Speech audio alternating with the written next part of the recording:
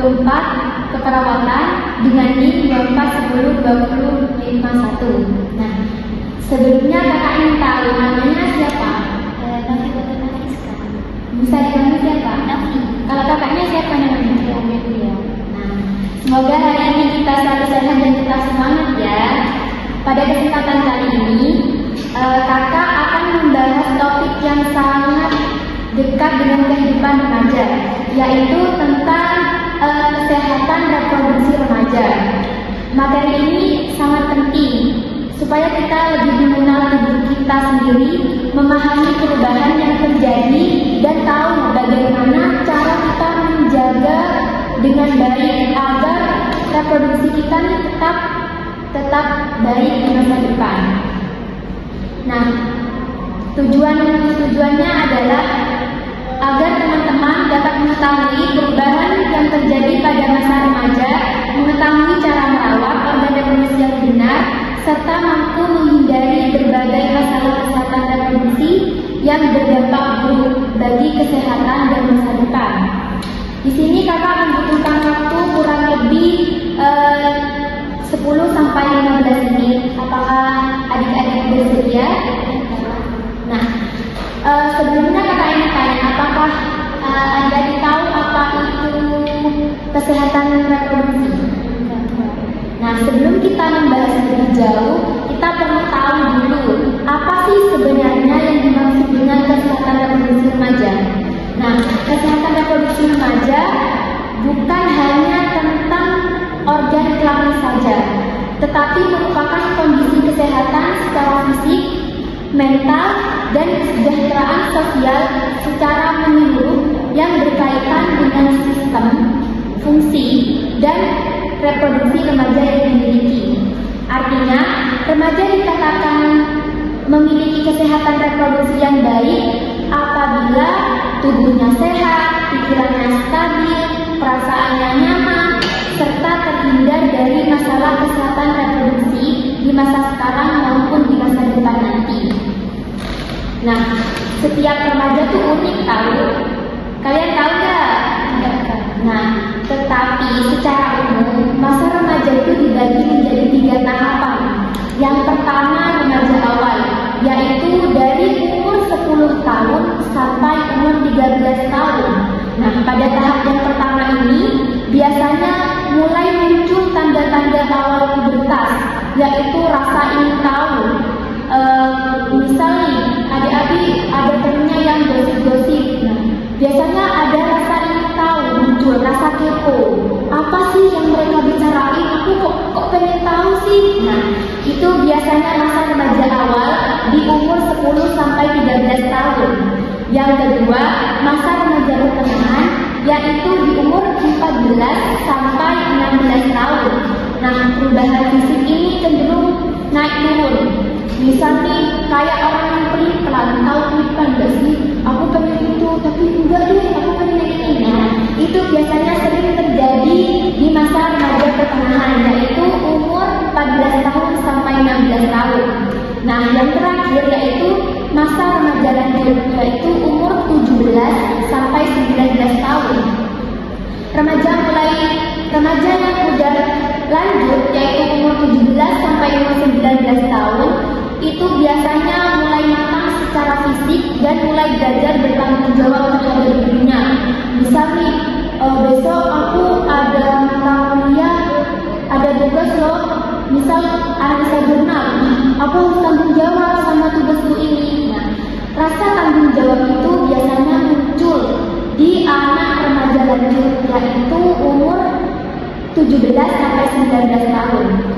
Pembagian usia ini membantu kita memahami bahwa perubahan pada remaja tidak terjadi secara bersamaan, sehingga remaja dan orang tua bisa lebih siap menghadapinya. Nah, jadi perubahan remaja itu tidak langsung bersamaan, jadi bertahap dari yang mulai remaja awal, pertengahan, sampai remaja lanjut. Nah, selanjutnya pernah nggak sih kalian itu merasa tubuh berubah, fisiknya berubah, atau perasaan gampang berubah? Kayak bingung nggak sih? Nah, itu namanya pubertas. Kalian tahu pubertas? Nah, sebelum kakak menjelaskan lanjut tentang pubertas, ini kakak akan bagi terlebih dahulu. Bisa kalian lihat di situ. Nah, pubertas itu adalah masa ketika seorang anak mengalami perubahan fisik, psikologis, dan pematangan fungsi seksual, sehingga tubuh mulai berkembang menuju tubuh orang dewasa dan memiliki kemampuan untuk bereproduksi. Nah, ketika kalian sudah mulai masa pubertas, pasti banyak memiliki perubahan, yaitu seperti tubuh yang ada organ tubuh yang membesar, suara membesar, dan kalian harus tahu ketika kalian sudah pubertas itu kalian juga sudah bisa bereproduksi. Artinya kalian itu sudah bisa menghasilkan sel telurnya. Jadi sebenarnya kalian sudah berfungsi. Nah, selanjutnya adalah perubahan fisik. Perubahan fisik di sini ada perubahan fisik buat anak yang buat remaja laki-laki dan yang kedua buat perempuan. Nah, pada remaja laki-laki, pubertas ditandai dengan perubahan fisik seperti berikut. Yang pertama yaitu pipi basah. Tanda awal bahwa seorang remaja fisiknya udah mulai berubah dan reproduksinya udah mulai berfungsi. Yang kedua, tumbuh janggut. Nah, tumbuh janggut ini terjadi karena pengaruh hormon testosteron. Yang ketiga yaitu suara membesar. Suara membesar ini terjadi karena pita suara sudah mengalami perubahan. Nah, selanjutnya yaitu ejakulasi. Ejakulasi ini menandakan tubuh mulai memproduksi sperma. Jadi yang awalnya sperma itu tidak diproduksi, nah pada masa remaja ini sperma sudah mulai bereproduksi. Selanjutnya yaitu dada membidang. Dada membidang ini akibat pertumbuhan otot. Jadi kalau udah seorang laki-laki dadanya udah membidang, berarti itu sudah mulai masuki masa remaja. Nah, selanjutnya yaitu pembesaran penis dan testis. Nah, pembesaran penis dan testis ini menunjukkan pematangan organ reproduksi. Jadi kalau udah remaja, udah matang, jadi pembesaran penis dan testis akan terjadi ketika udah fase remaja. Nah, selanjutnya yaitu perubahan fisik pada perempuan. Pada remaja perempuan, perubahan fisik juga sangat penting untuk dipahami ya, adik-adik, terutama adik-adik yang di depan kakak ini. Yang pertama menstruasi. Nah, di sini adik-adik udah menstruasi kan pastinya. Nah, udah menstruasi. Menstruasi itu tanda bahwa sistem reproduksi mulai berfungsi. Nah, jadi adik-adik ini harus hati-hati kalau udah mulai menstruasi. Nah, selanjutnya panggul membesar. Panggul membesar ini persiapan tubuh untuk peran reproduksi di masa depan. Selanjutnya tumbuh rambut di ketiak dan kemaluan. Ini tumbuh rambut di ketiak dan di kemaluan itu dipengaruhi oleh hormon pubertas. Nah, jadi kalau udah mulai pubertas pasti akan tumbuh yang namanya rambut. Kalau nggak di ketiak, ya di kemaluan. Kadang di dua-duanya itu tumbuh. Nah, selanjutnya itu perkembangan payudara. Perkembangan payudara ini menunjukkan pematangan fisik pada perempuan. Pastikan kalian udah merasa kok payudaramu makin besar, ya kan? Nah, itu terjadi karena perubahan fisik. Perubahan fisik kalian itu terjadi di masa pubertas itu. Nah, selanjutnya yaitu perubahan psikologis remaja. Bukan hanya tubuh yang berubah, tapi perasaan, emosi juga ikut berubah. Iya nggak sih? Yang pertama itu emosi tidak stabil dan mudah tersinggung. Emosi tidak stabil seperti kita gampang emosi dan kadang mudah tersinggung. Padahal teman kita tuh nggak bicara tentang kita, tapi kita yang tersinggung, iya kan? Nah, yaitu adalah perubahan psikologis remaja. Emosi tidak stabil dan mudah tersinggung itu karena pengaruh perubahan hormon. Yang kedua yaitu rasa ingin tahu yang besar. Nah, kakak kan udah bilang tadi kan, pasti kalau udah remaja-remaja pasti kan mulai kepo-kepo tuh sangat menggebu-gebu kan. Nah, itu remaja mulai ingin mencoba dan mengetahui banyak hal baru. Kenapa sih aku kok suka kepo? Nah, itu terjadi karena kita tuh mau mengetahui hal yang baru. Selanjutnya yaitu rasa ingin tahu yang besar. Remaja mulai ingin mencoba dan mengetahui banyak hal baru. Yang ketiga yaitu mulai mencari jati diri. Remaja berusaha mengenali siapa dirinya. Nah, kalau udah remaja pasti kalian, aku nih harus gimana, nanti kalau udah kuliah, aku pas SMA harus gimana. Nah, kalian udah mulai membentuk jati diri pada remaja.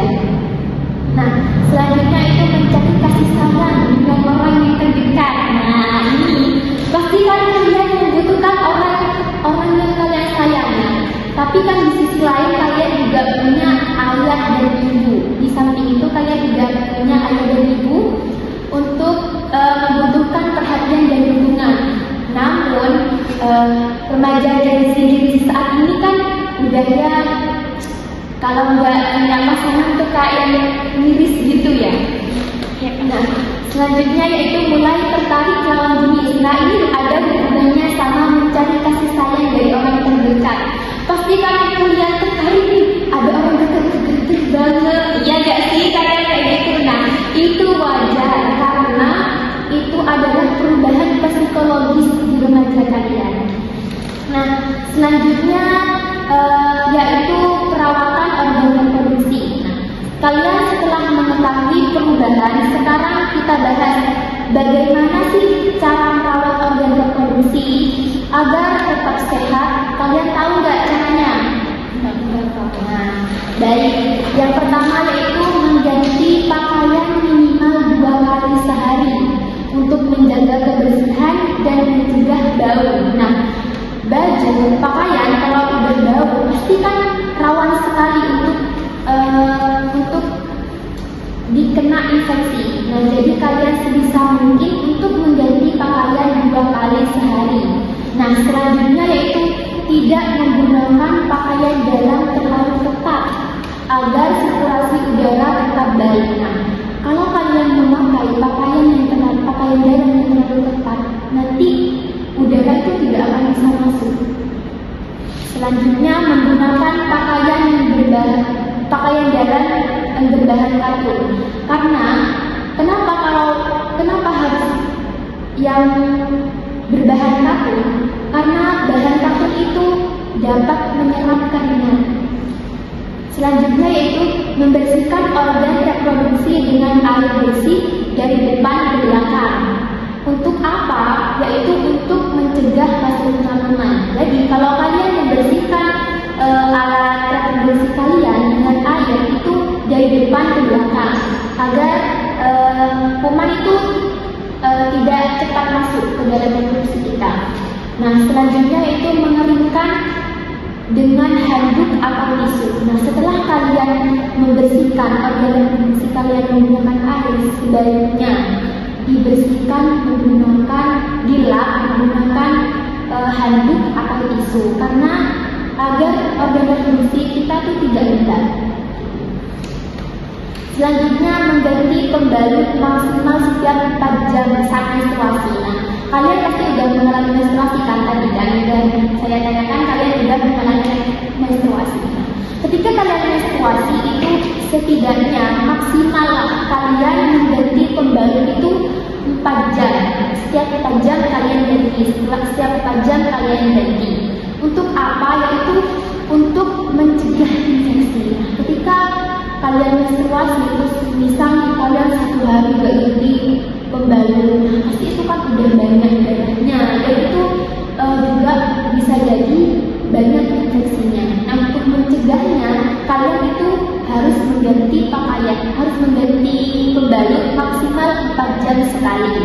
Nah, selanjutnya yaitu menghindari cairan pembersih berlebihan. Karena apa? Karena bisa mengganggu keseimbangan alami organ reproduksi. Nah, sekarang tuh kan banyak ya kayak pengharu reproduksi. Nah, kalau misal kalian tidak tahu, maksudnya tidak tahu fungsinya apa, dan menurut kalian itu masih awam, bagi kalian sebaiknya tidak digunakan terlebih dahulu. Nah, Selanjutnya yaitu peran orang tua dalam kesehatan reproduksi remaja. Remaja tidak berjalan sendiri, pasti kalian butuh peran orang tua kan? Nah, peran orang tua yang pertama yaitu membangun komunikasi terbuka sejak dini agar anak tidak suka bertanya, kalian sudah terbuka nggak sama ibu atau bapaknya? Belum. Nah, makanya dari sekarang kalian harus terbuka. Karena apa? Peran orang tua di masa remaja itu sangat penting. Selanjutnya yaitu menjadi contoh perilaku yang sehat.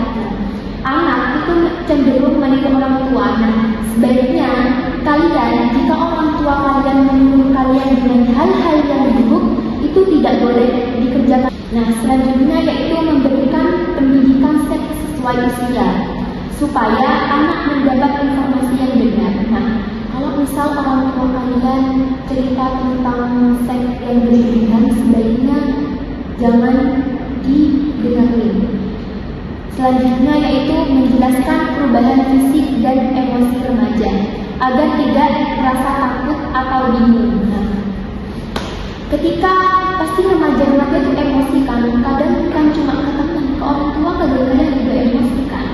Nah, agar kalian itu tidak emosi, kalian bisa menstabilkan itu, agar supaya emosi kalian itu tertahan ke orang tua. Itu wajar karena itu perubahan fisik bagi seorang remaja. Nah, selanjutnya adalah masalah kesehatan reproduksi.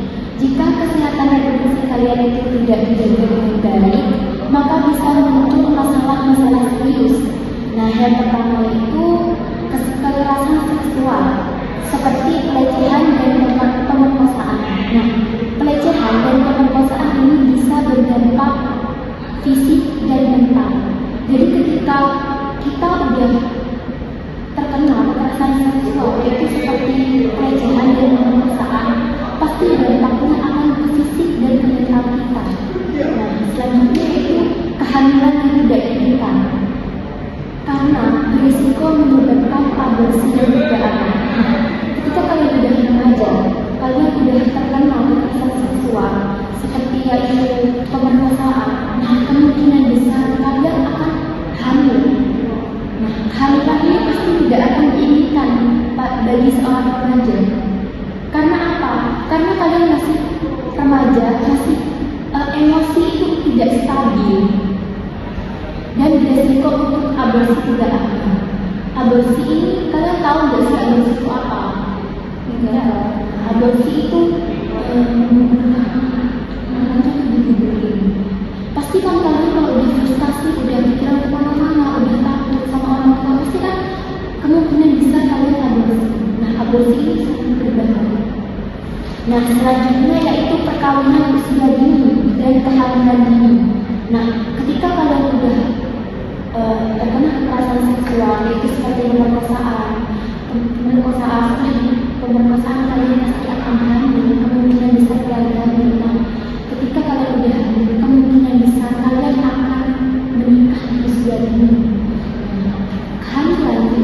Perkawinan usia dini ini sangat berpengaruh pada kesehatan tubuh dan diri.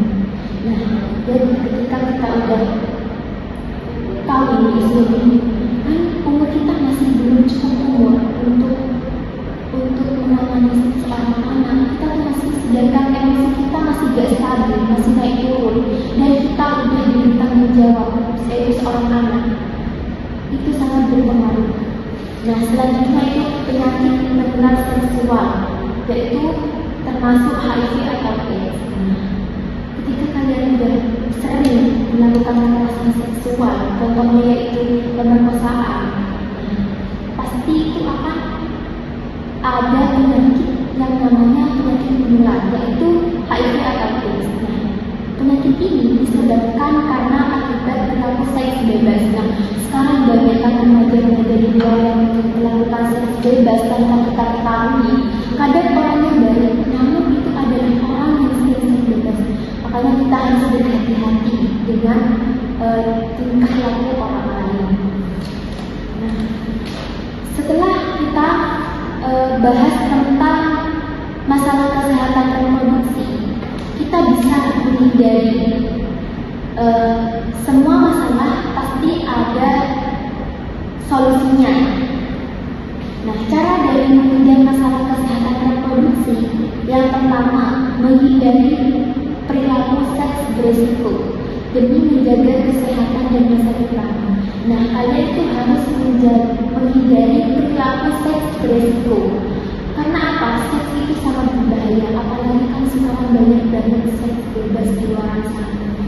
Selanjutnya itu bergaul dengan lingkungan yang positif agar terhindar dari pengaruh yang buruk. Sebisa mungkin kalian adik-adik ini mencari lingkungan yang positif. Misal sekarang di lingkungan sekolah, kalian harus mencari teman itu yang bersifat positif, yang tidak maksudnya yang tidak pekerjaannya seperti melakukan seks bebas, minum kekerasan, tidak. Sebaiknya dihindari. Carilah teman lingkungan yang bersifat positif agar remaja kalian selamat.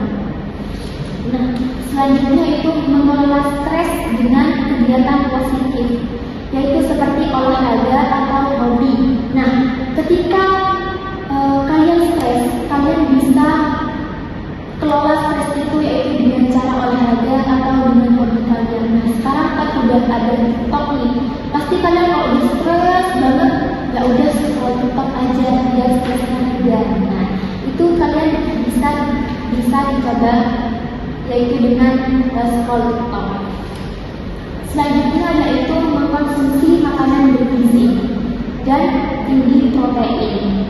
Kalian makanan bergizi itu contohnya, tahu nggak kalian apa contohnya makanan bergizi?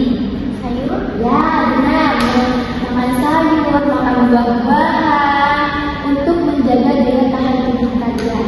Nah, selanjutnya itu berani mengatakan tidak pada hal yang merugikan. Untuk apa kalian itu berani mengatakan tidak? Yaitu untuk menjaga diri sendiri.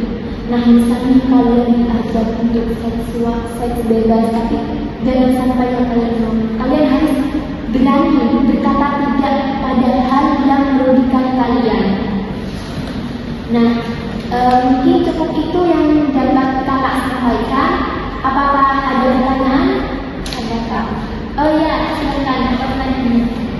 Saya mau tanya, apakah pubertas itu dialami oleh semua remaja, Kak? Nah, di sini kak jelaskan ya. Awal pubertas itu dialami oleh semua remaja kan kak? Nah, jawabannya iya. Pubertas itu dialami oleh semua remaja. Namun, waktu dan tandanya biasanya berbeda-beda. Nah, setiap remaja nih, waktu dan tandanya kita pubertas itu beda-beda. Dan itu normal. Selanjutnya ada pertanyaan ini kak, kan biasanya ini pubertas itu kan datangnya ada lambat, ada cepat, itu normal nggak sih kak? Nah, pubertas ada datangnya yang lambat, ada datangnya yang lama. Nah, itu normal karena setiap tubuh berkembang dengan kecepatan masing-masing. Selama tidak ada keluhan serius, jadi adik-adik tidak perlu khawatir. Emang wajar ada pubertasnya datang cepat, ada datangnya lama, itu wajar karena setiap orang perkembangannya itu berbeda-beda. Jika tidak ada keluhan yang serius itu tidak bermasalah. Nah, ada lagi yang ditanyakan? Nah, sebelum kakak akhiri, gimana sih perasaan kalian setelah kakak ini memberikan pencerahan tentang reproduksi remaja? Apakah udah lebih paham? Apakah lebih mengetahui? Ya kak, udah lebih paham. Semoga setelah kakak jelasin tadi, apa yang kakak jelasin tadi, semoga teman-teman jadi lebih paham sama diri sendiri dan gak ragu buat menjaga kesehatan. Ingat, perubahan fisik itu wajar. Yang penting kita tahu bagaimana cara menghadapinya dengan lancar. Terima kasih banyak atas waktunya dan terima kasih juga banyak udah nyimak penjelasan dari kakak. Semoga bermanfaat. Kurang lebihnya mohon maaf. Wassalamualaikum warahmatullahi wabarakatuh. Waalaikumsalam.